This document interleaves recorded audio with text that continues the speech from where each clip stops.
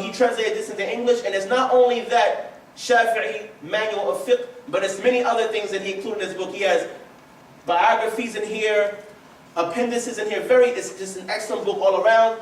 And on page 816, there's an excellent translation of Imam Abu Hamid al-Ghazali's Al-Risala al-Qudsiyya, the letter for the people of Qudus, which basically deals with the Aqeedah, and it's also found in Ihya Ulumuddin on his chapter on the Creed of the Muslims. This is the same treatise that he used in that section of his book. Yes, this is Al-Risala al-Qudsiyya. This is the translation of it in English. Yeah, the whole thing. Yeah. But the explanation of it is in Ihya Ulumuddin. The Imam made Al-Risala al-Qudsiyya and he explained it himself. In the Ihya Ulumuddin, he made it section by section. He took it section by section and he explained it himself. So those are some valuable English books to have about the science of Aqeedah and where the Ahlus Sunnah are today, what our current plight, our current situation is, as opposed to the rest of the world, what's happening with us right now.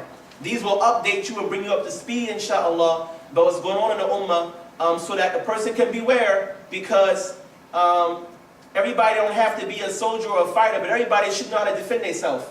You know what I'm saying? Everybody ain't got to go on the battlefield and fight, right? But you should know how to defend yourself and your family from misbeliefs about Allah subhanahu wa ta'ala, from false doctrines, from fanaticism.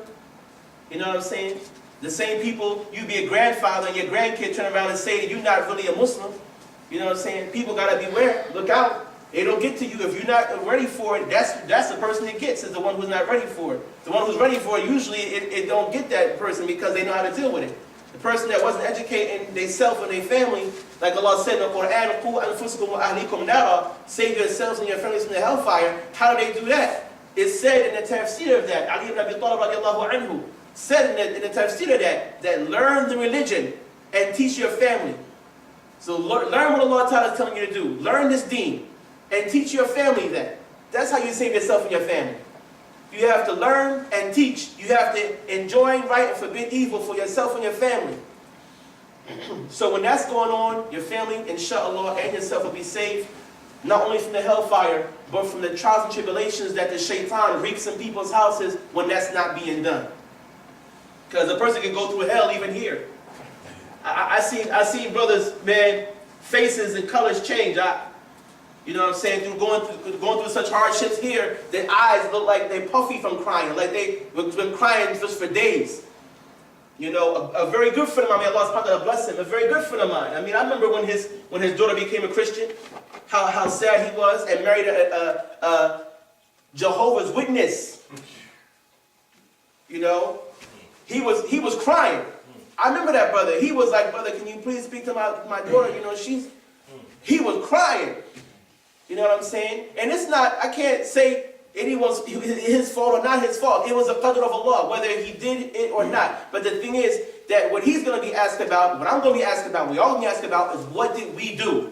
The outcome is up to Allah. You taught your family Islam, you told them to do right, you forbade them from doing evil, and they still choose a path of misguidance. Well, Allah Ta'ala chose that way for them. You did what was in your power. Allah didn't give you the ability to open up their heart and make them a believer, you know, grab their heart and make their soul believe. Allah didn't give you that ability.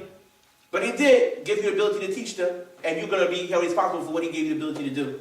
You know, so inshallah, we got to do our part. May Allah make it easy for us. And inshallah ta'ala, the next meeting, because we didn't want this one to be long, this was just an ad-lib, just a quick follow-up of the first one. Next time, inshallah ta'ala, we will begin with the introduction of the author and his family, inshallah, because he is a descendant of Rasulullah sallallahu alaihi wasallam, and his nasab, or his lineage, goes right back to Rasulullah sallallahu alaihi wasallam. We're going to mention all of his grandparents back to the Prophet sallallahu alaihi wasallam, inshallah. Jazakumullah ta'ala.